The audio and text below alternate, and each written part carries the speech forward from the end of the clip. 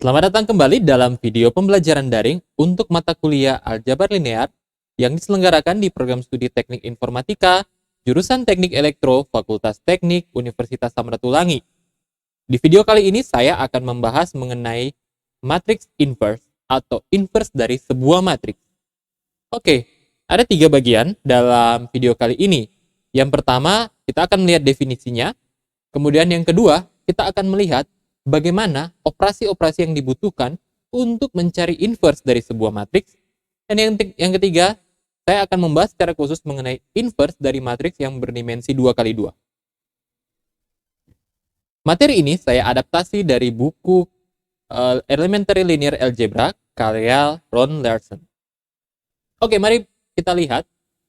Inverse bisa disebut atau bisa kita bilang juga sebagai kebalikan, ya. Pada sebuah matriks, dia dituliskan dengan A pangkat negatif 1. Nah, ini sini berlaku hubungan ya untuk A, sebuah matriks yang invertible, ya.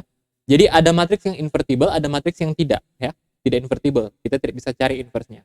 Nah, untuk matriks yang invertible, maka A-1 itu adalah inverse dari matriks tersebut, sehingga berlaku hubungan matriks A dikali inverse-nya akan menghasilkan sama dengan inverse dari matriks tersebut dikali matriks tersebut, dan itu akan menghasilkan sebuah matriks identitas.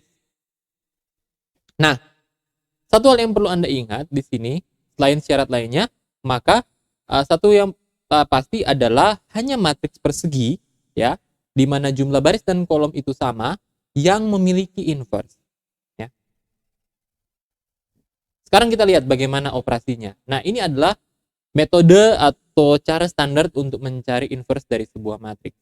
Misalnya, diketahui matriks A seperti yang ada di sana, kita dapat mencari, ya, inverse dari matriks ini dengan menggunakan operasi baris elementer pada matriks A yang di adjoin, ya. Kita menggunakan adjoin dari matriks A. Adjoinnya dengan matriks identitas dengan baris dan kolom yang sama tentu saja, ya. Nah, kita lihat di sini, ya. Ini adalah adjoinnya. Tujuan kita, ya, membuat matriks yang semula di posisi matriks A ini, ya, akan menjadi matriks identitas, dan inverse dari matriks A itu nanti akan kita lihat di sini. Nah, kita gunakan operasi baris elementer. Oke. Ketika yang di ujung kanan ini sudah menjadi matriks identitas, maka matriks ini akan merupakan inverse dari matriks A. Nah, langkah pertama, kita lihat lagi matriksnya, ya. Kita lihat, oh, di sini kita perlu mengubah baris kolom pertama, baris kedua, dan baris ketiga. Nah, kita gunakan operasi baris elementer. Kita lihat di sini, kita gunakan negatif dari baris pertama, kita jumlahkan dengan baris kedua, sehingga didapatkan hasil 0, 1, minus 1, minus 1, 1, 0. Ya. Nah, matriks adjoinnya itu akan berubah menjadi seperti ini. Sekarang, kita lakukan operasi yang serupa untuk mendapatkan baris ketiga yang baru. Kita kalikan dengan 6, karena yang mau kita buat 0 adalah negatif 6. 6 kali R1, maka elemen pada kolom pertama pada baris pertama adalah 1. Kalau kita kali 6, hasilnya adalah 6. Dijumlahkan dengan negatif 6, maka hasilnya adalah 0. Nah, tapi tentu saja kita harus melakukannya dengan, ya maaf ya, kita melakukannya dengan ini ya, semua satu antero baris itu. Sehingga didapatkan baris ketiga yang baru adalah 0, negatif 4, 3, dan pada sisi adjoinnya adalah 6, 0, dan 1. Nah, sekarang kolom pertama sudah oke. Kita lanjutkan operasi baris elementer kita untuk merapihkan, ya, kolom kedua. Kita lihat pivotnya, yaitu sekarang adalah elemen pada baris kedua. Kolom kedua itu adalah nilai 1, ya. Maka kita bisa lanjutkan dengan baris lainnya. Misalnya di sini kita melakukan operasi baris elementer untuk membuat baris ketiga kolom kedua menjadi 0. Nah, di situ ada negatif 4 dan di baris keduanya adalah 1, maka kita kalikan 1 kali 4 untuk mendapatkan penjumlahan dengan negatif 4 yang menghasilkan 0. Dengan demikian, baris ketiga yang baru adalah 0, 0, negatif 1, 2, 4, 1. Nah, karena diagonal utama harusnya positif dan di sini sebenarnya sudah benar 1, tapi dia negatif, maka kita kalikan dengan negatif 1. Maka negatif dari R3 akan menjadi baris ketiga yang baru. Hasilnya seperti ini. Ingat, operasi ini ya, operasi kita kalikan negatif 1 itu berlaku sampai dengan di adjoin-nya ya. Oke. Sekarang di sini kita lihat baris kedua yang baru, karena kita mau buat kolom ketiga baris kedua itu 0. Nah, kita gunakan 1 dan negatif 1, berarti kita cukup jumlahkan saja, hasilnya akan 0 ya. Maka baris kedua yang baru adalah 0, 1, 0. Di sisi kanannya adalah negatif 3, negatif 3, negatif 1. Nah, bentuk matriksnya adalah seperti ini. Lanjutkan untuk membuat ya, kan baris pertama kolom ketiga sudah 0. Jadi kita pakai sekarang baris kedua untuk membuat yang negatif 1 ya, di itu ya, negatif 1 yang di situ ya, yang di baris pertama kolom kedua menjadi 0. Kita jumlahkan dengan 1 yang ada dari baris kedua. Lakukan operasinya tentu saja seluruh baris, sehingga baris pertama menjadi 1, 0, 0, negatif 2, negatif 3, dan 1.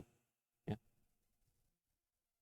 Nah, kita lihat di sini ya, di sebelah sana ya, kalau mungkin Anda lihat di sini dari lurus begini, maka ini adalah matriks yang di sebelah kiri, dan ada matriks yang di sebelah kanan. Matriks sebelah kiri itu sudah jadi matriks identitas ya. Maka matriks di sebelah kanan itulah inverse dari matriks A. Maka inverse dari matriks A adalah minus 2, minus 3, minus 1. Pada baris keduanya adalah minus 3, minus 3, minus 1. Dan pada baris kedua ya tadi ya. Kemudian pada baris ketiga adalah minus 2, minus 4, dan minus 1. Ini adalah cara mencari inverse dari sebuah matriks.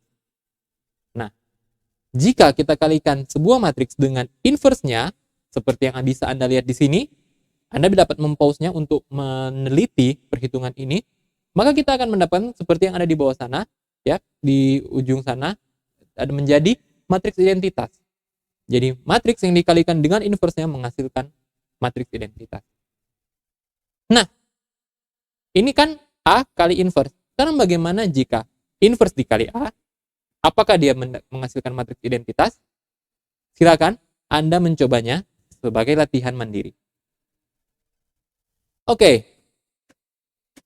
Operasi yang tadi itu berlaku, menggunakan operasi baris elementer, itu berlaku untuk berbagai dimensi matriks.